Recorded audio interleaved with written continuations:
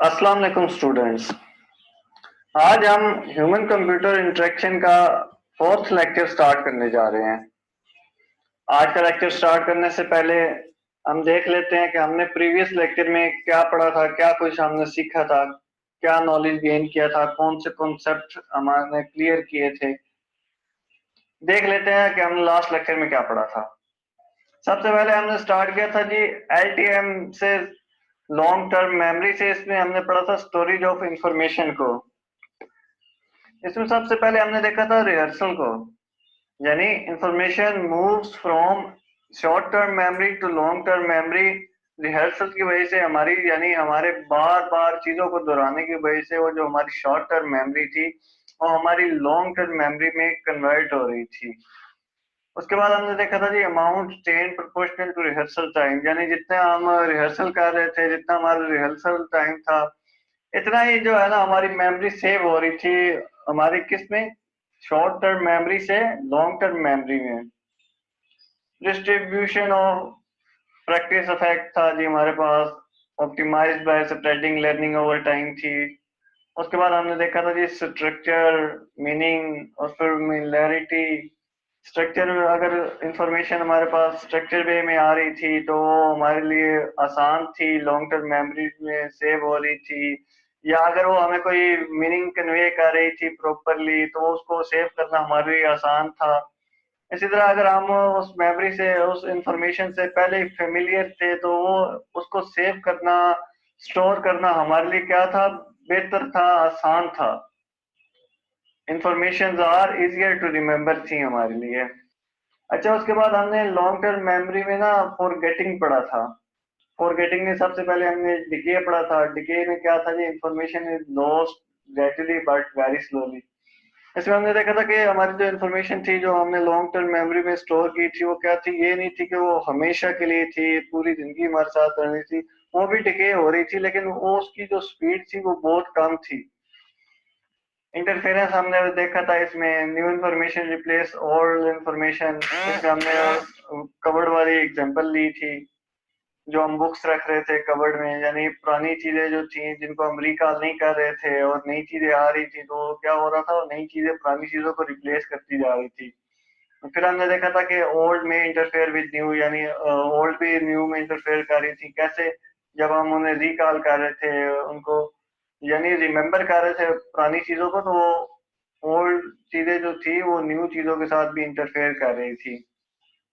इसमें हमने देखा था कि हम मेमोरी को जो है, सिलेक्टिव मेमोरी को लॉस्ट कर सकते हैं। कैसे लॉस्ट कर सकते हैं जी, अगर हम उसको याद नहीं करेंगे, उसको दोहराएंगे नहीं, जैसे हमारे बैड एक्सपीरियंसेस होते हैं, तो अगर हम उन्हें दोहराना छोड़ दें तो वो क्या होंगे, एट द एंड हमें भूल जाएंगे।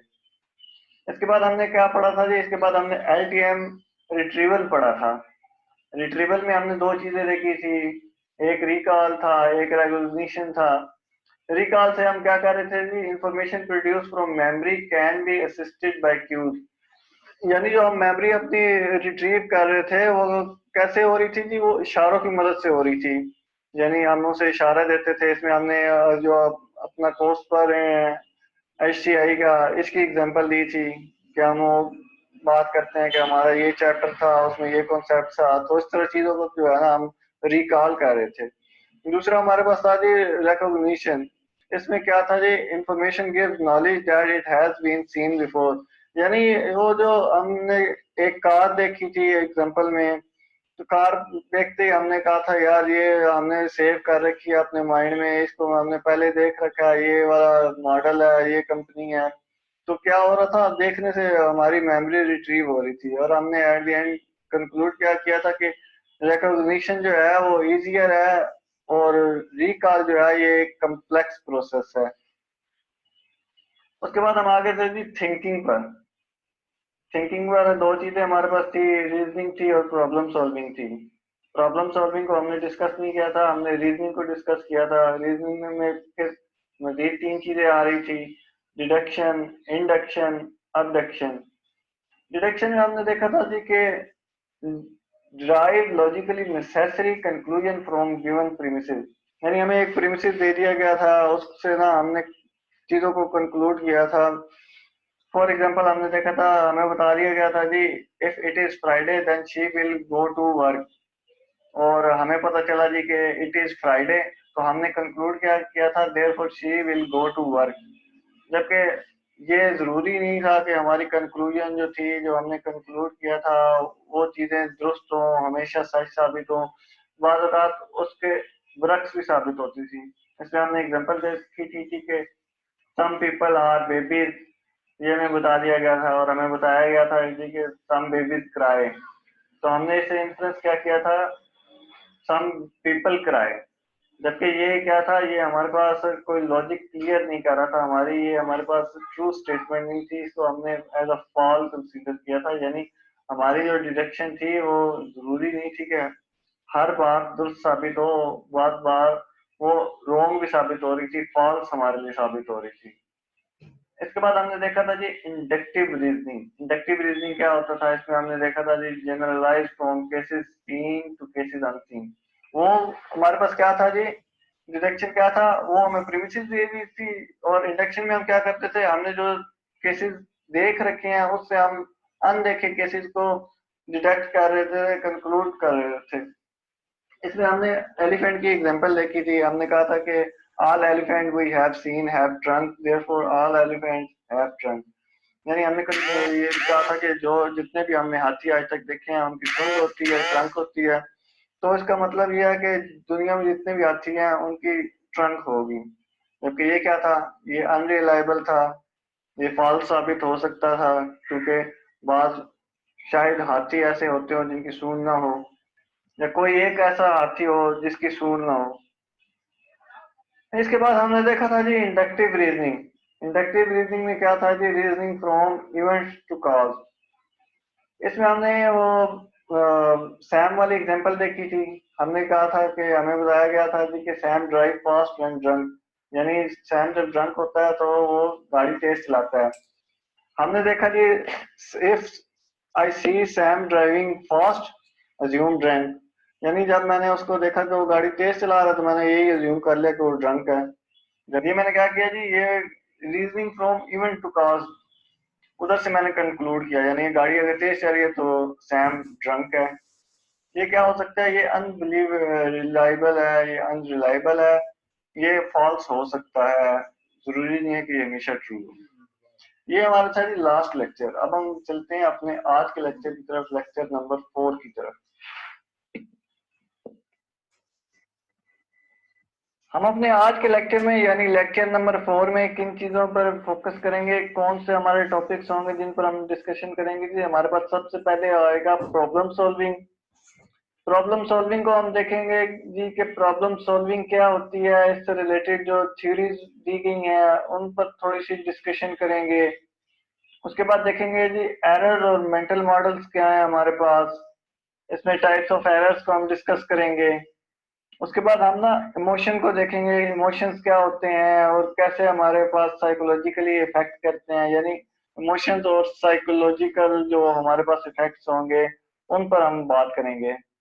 ये जी हमारे आज के टॉपिक्स होंगे। आज का लेक्चर जो हमारा लेक्चर नंबर 4 वो इन्हीं पर मुश्तमिल होगा।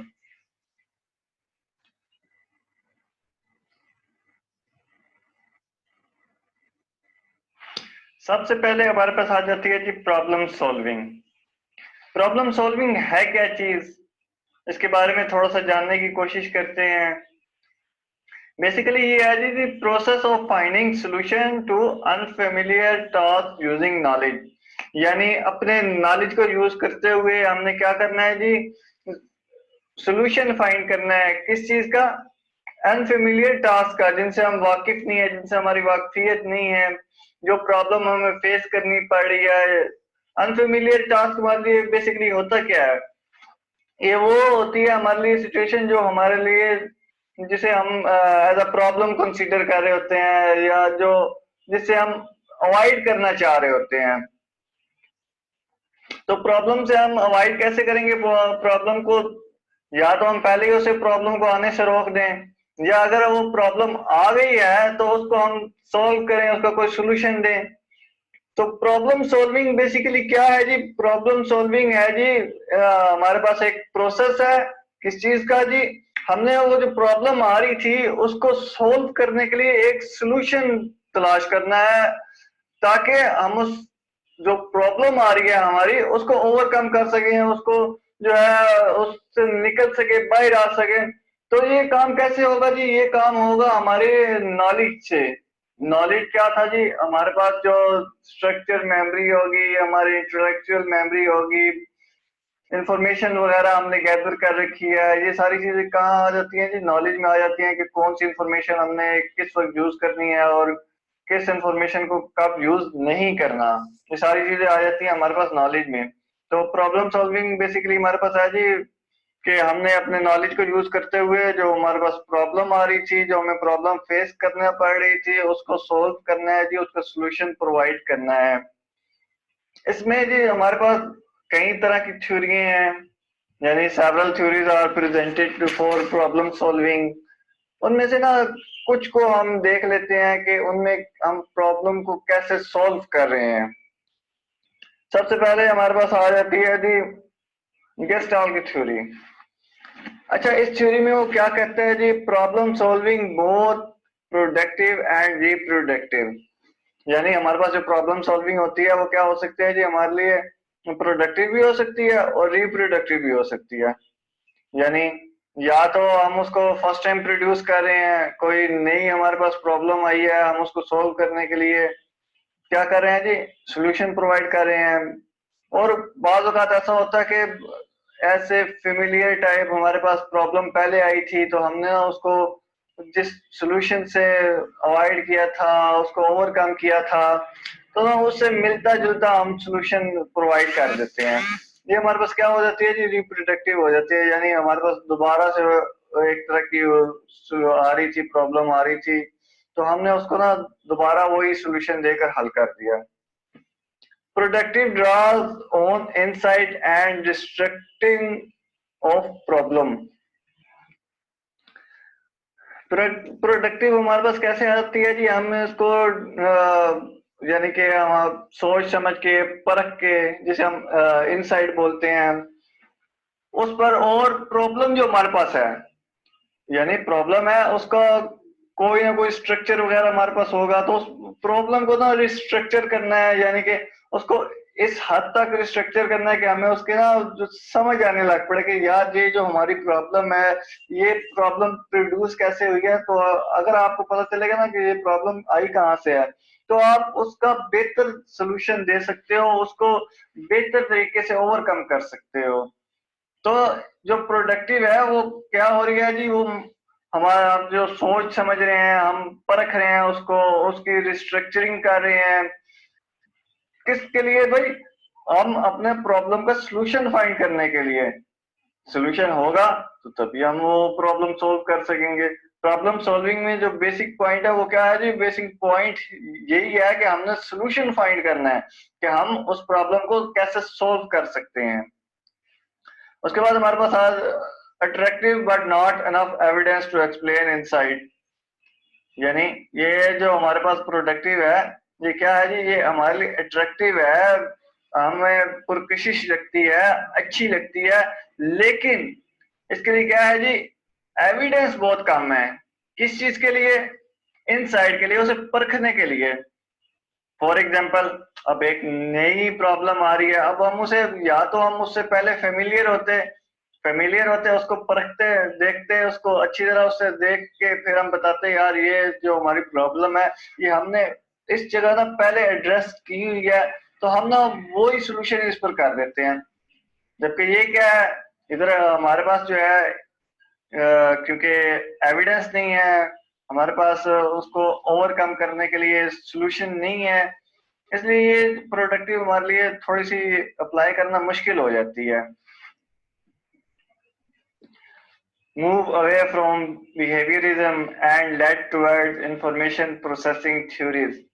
यानी क्या हो रही है जी? ये जो हमारे बिहेवियरिज्म है उससे दूर जा रही है, और इंफॉर्मेशन प्रोसेसेस थ्योरीज जो हम प्रेजेंट करते हैं, किसके लिए? हमारी प्रॉब्लम को सोल्व करने के लिए, ये हमें उसकी तरफ लेकर जा रही है। ये हमारे पास क्या थी जी? ये हमारे पास गेस्टल की जो थी थ्योरी थी, किससे रिलेटेड? प्रॉब्लम सॉल्विंग से रिलेटेड।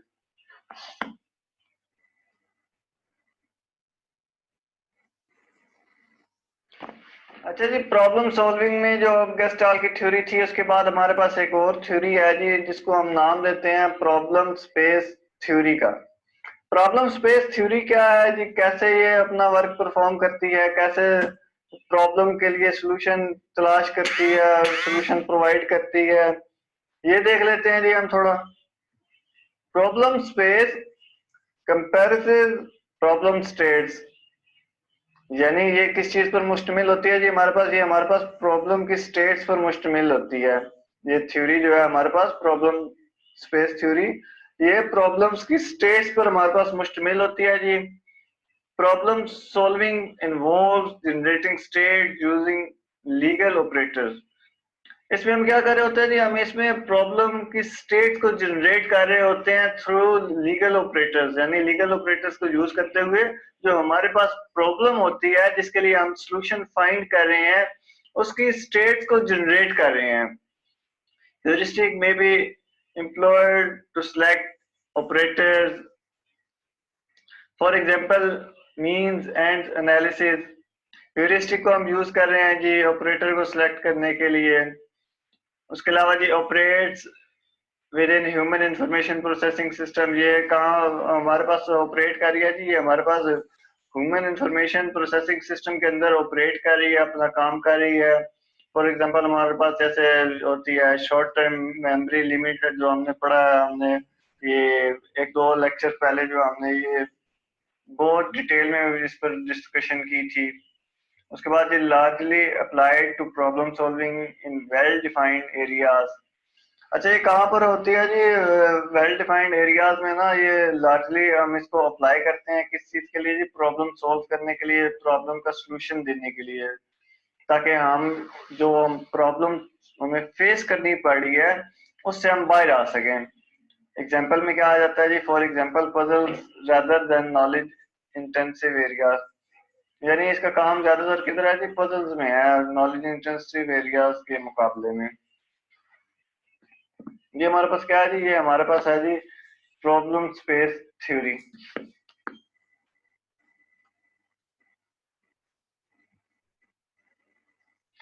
स्पेस थ्योरी के बाद हमारे पास आ जाती है जी प्रॉब्लम सॉल्विंग में एनालॉजी। ये क्या चीज है, इसको थोड़ा देख लेते हैं जी। एनालॉजिकल मैपिंग क्या है जी, novel problems in new domain, use knowledge of similar problem from similar domain. अच्छा, इसमें क्या हो रहा होता है जी, ये वैसे ही है कि जैसे हमारे पास ना एक कोई प्रॉब्लम आ चुकी है पहले, और जो अब हमारी प्रॉब्लम आ रही है ना, वो उसी से रिलेट कर रही है, यानी उससे मिलती जुलती है, उसी से सिमिलर टाइप की ना हमें प्रॉब्लम फेस करनी पड़ रही है। तो इसके लिए हमारे पास बेस्ट प्रैक्टिस क्या होगी जी, हम देखेंगे सबसे पहले तो हम ये देखेंगे कि हमने जब इस तरह की पहले हमारे पास प्रॉब्लम आई थी, उसके लिए हमने सॉल्यूशन कैसे प्रोवाइड किया था, कैसे हमने उसको सॉल्यूशन ढूंढा था, और उस प्रॉब्लम को हमने सोल्व कैसे किया था। तो इसमें जो है सिमिलर अगर प्रॉब्लम होगी तो उसका सॉल्यूशन भी ऑलमोस्ट सिमिलर होगा। यानी अगर आपको फॉर एग्जांपल इनपुट लेने में मसला आ रहा था, प्रॉब्लम फेस हो रही थी, तो जो अब आपको प्रॉब्लम फेस हो रही है, आप भी आपको इनपुट से रिलेटेड प्रॉब्लम है, तो आप क्या करोगे, आप देखोगे कि यार जो मैंने पहले ये मुझे प्रॉब्लम इस तरह की आई थी, तो मैंने क्या वे अडॉप्ट किया था, किस तरह इसका सॉल्यूशन प्रोवाइड किया था, किस तरह इस प्रॉब्लम को सोल्व किया था। तो उसको देखते हुए ना हमें जो हमारा नॉलेज होता है वो हमें बताता है कि हमने ना कैसे जो अब हमें आ रही है प्रॉब्लम फेस हो रही है, इससे हमने कैसे बाहर निकलना है, कैसे इसका सॉल्यूशन प्रोवाइड करना है, यानी मिलता जुलता ही सॉल्यूशन होगा उससे। अच्छा, analogy mapping difficult if domains are semantically different. बात वही हो गया जी, अगर डोमेन हमारी थी सिमिलर टाइप थी तो उसके लिए तो हम एनालॉजी यूज कर रहे थे, वो हमें बेटर वे में जो था रिजल्ट प्रोवाइड कर रही थी, सॉल्यूशन प्रोवाइड कर रही थी। लेकिन इधर एक और मसला आ गया, अगर तो वो सिमेंटिकली डिफरेंट है डोमेन, तो फिर जो है हमारा एनालॉजिकल मैपिंग जो है ये हमारे लिए डिफिकल्ट हो जाएगी, ये हमारे लिए उस हद तक कारआमद नहीं रहेगी जिस तरह पहले थी सिमिलर टाइप ऑफ डोमेन्स में, क्योंकि अब हमारे पास डोमेन ही डिफरेंट हो गया है, तो उसका सॉल्यूशन जो हमने पहले प्रोवाइड किया था वो ओल्ड डोमेन से रिलेटेड था, तो ये ओल्ड डोमेन है, तो इनमें काफी डिफरेंस आ जाएगा, काफी इनमें फर्क आ जाएगा। जब प्रॉब्लम में फर्क आ जाएगा तो जाहिर बात है सोल्यूशन में भी फर्क आ जाएगा। जो हमारे लिए पहले सोल्यूशन थी वो अब हमारे लिए वो कारआमद नहीं साबित होगी। अच्छा, इसके बाद है हमारे पास स्किल एक्विजिशन। ये क्या चीज है जी? Skilled activity characterized by chunking. Load of information is chunked to optimize short-term memory, conceptual rather than superficial grouping of problem. Information is structured more effectively. अच्छा, इसमें क्या बात हो रही है? जिसमें ये बात हो रही है, स्किल एक्टिविटीज जो होती हैं एक इनको हमने ना चंक्स की फॉर्म में करेक्टराइज किया गया होता है, और ये क्या होती हैं जी? इंफॉर्मेशन प्रोवाइड करती हैं क्या करने के लिए? हमारी शॉर्ट टर्म मेमोरी को ऑप्टिमाइज करने के लिए। ये हमारे पास बेसिकली जो ये है ना, ये हमारे कंसेप्चुअल अप्रोच है। यानी ये जैसे हम पहले एनालॉजी में कर रहे थे, वो क्या था? वो हमारे पास ग्रुपिंग फॉर्म में था, डोमेन से रिलेटेड चीजें थी। लेकिन इधर क्या है? इधर हमारे पास कॉन्सेप्ट से रिलेटेड चीजें हैं, कॉन्सेप्चुअल फॉर्म में है। और इधर हमारे पास क्या होती है जी? स्किल एक्विजिशन में इंफॉर्मेशन जो होती है स्ट्रक्चर्ड होती है, और अगर इंफॉर्मेशन स्ट्रक्चर्ड है तो ये तो बेसिक हमारे पास है कि वो क्या होगी? वो ज्यादा इफेक्टिव होगी, ज्यादा एफिशिएंट होगी। उसको हम इजीली यूज कर सकेंगे और बेटर वे में यूज कर सकेंगे। क्या करने के लिए? अपनी प्रॉब्लम का, जो हमें प्रॉब्लम फेस हो रही है उसका हम सोल्यूशन प्रोवाइड कर सकेंगे बेटर वे में, ताकि उस प्रॉब्लम को सोल्व किया जा सके और मुस्तकबिल में उस प्रॉब्लम के लिए कोई बेटर वे तलाश किया जा सके।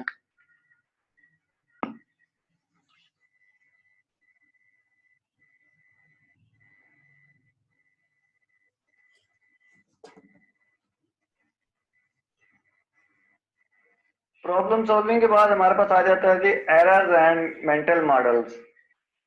टाइप्स ऑफ एरर हमारे पास क्या है जी? ये स्लिप्स हो सकते हैं हमारे पास, या हमारी मिस्टेक्स हो सकती हैं। दो तरह के हमारे पास ये टाइप ऑफ एरर हैं।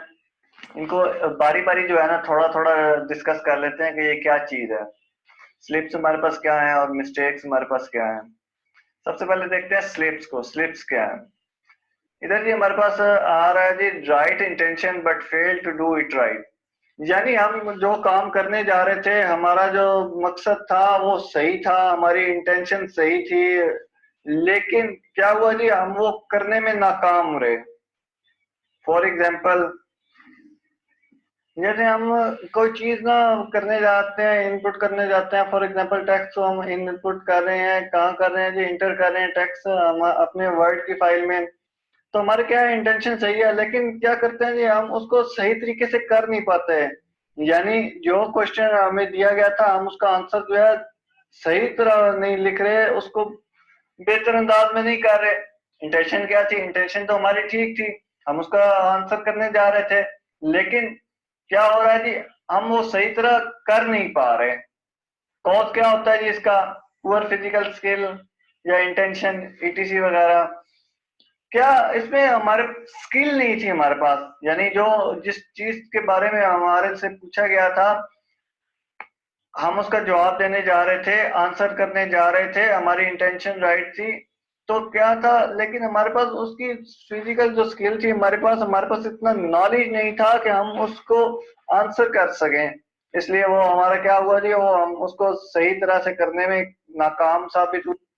या दूसरे हमारे पास क्या हो सकता है जी? इन अटेंशन, यानी हमारी तवज्जो नहीं थी, हम उस पर तवज्जो नहीं दे पाए। यानी हमने ना बेध्यानी में वो चीजें इंटर कर दी, टेक्स्ट इंटर कर दिया, जो हमने हमारे बाद में क्या साबित हुआ जी? वो हमारे लिए फेल्ड अटेम्प्ट साबित हुई, या हम उसको राइटली करने में नाकाम साबित हुए।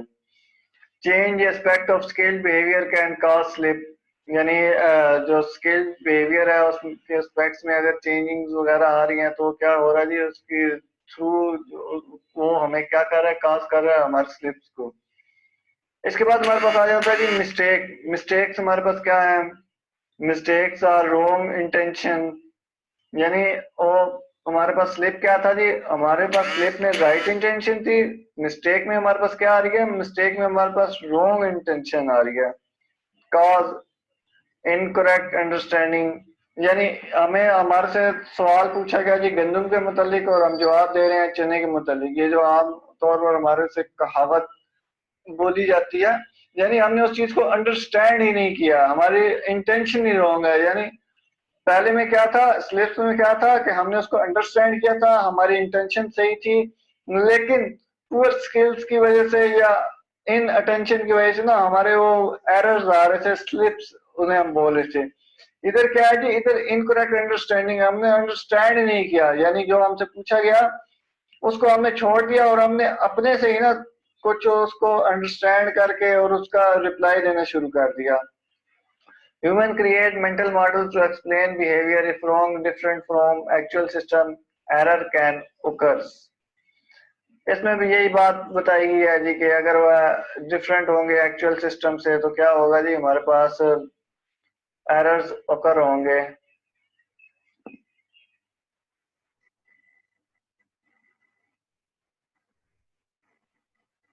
एरर्स के बाद हमारे पास आ जाता है जी इमोशन। इमोशन क्या चीज है, कैसे वर्क परफॉर्म करता है, क्यों जरूरी है हमारे लिए, इसको जानने की कोशिश करते हैं और देखते हैं इससे रिलेटेड जो वेरियस थ्योरीज हैं वो क्या चीज बता रही है हमें कि इमोशन कैसे काम कर रहा है हमारे पास। इसमें तो सबसे पहले है जेम्स और लेंस की थ्योरी। वो देखते हैं क्या है जी, emotion is our interpretation of a psychological response to a stimuli. यानी इमोशन क्या है जी, हमारे पास इंटरप्रिटेशन है किस चीज की जी, हमारे साइकोलॉजिकल रिस्पॉन्स की। जो मुहर्रिक है, जो वजह है, जो स्टिमुली है हमारे पास, उस पर हम कैसे रिस्पॉन्स कर रहे हैं, वो इमोशन क्या चीज है हमारे पास। इमोशन हमारा साइकोलॉजिकल रिस्पॉन्स है उस चीज से रिलेटेड, स्टिमुली से रिलेटेड। कैनन क्या कहता है जी, कैनन कहता है जी हमारे पास emotion is a psychological response to a stimuli. यानी दोनों में बात क्या है, दोनों में बात सेम ही हो रही है। यानी इसमें क्या आ रहा है, हमारी साइकी आ रही है, साइकोलॉजिकल हमारा इफेक्ट जो हो रहा है वो आ रहा है, रिस्पॉन्स जो हम दे रहे हैं वो साइकोलॉजिकली दे रहे हैं। किस चीज को, जो स्टिमुली है, जो मुहर्रिक है हमारा रिस्पॉन्स करने का, जो हम वजह पेश आ रही है। स्केटर एंड सिंगर ने जो थ्योरी दिया है वो क्या है जी, emotion is the result of our evaluation of our psychological responses in the light of the whole situation we are in। अच्छा, बात इधर भी वही हो रही है, बात इधर भी वही हो रही है। सब ने क्या किया जी, हमारी साइकोलॉजिकल रिस्पॉन्स है, जो हमारे माइंड की कंडीशन है, साइकोलॉजिकल कंडीशन है, वो कैसे रिस्पॉन्स करती है किसी भी वाक्य पर, किसी भी इवेंट पर जो कॉल हो रहा है, जिसे हम स्टिमुली कह रहे हैं, जिसे हम मुहर्रिक कह रहे हैं, वजह कह रहे हैं हमारे रिस्पॉन्स की, उससे रिलेटेड जो है ना हमारा साइकोलॉजिकल रिस्पॉन्स जो होगा वो हमारे किस चीज में आ जाता है, वो हमारे इमोशंस में आ जाता है। Emotion clearly involves both cognitive and physical response to stimuli.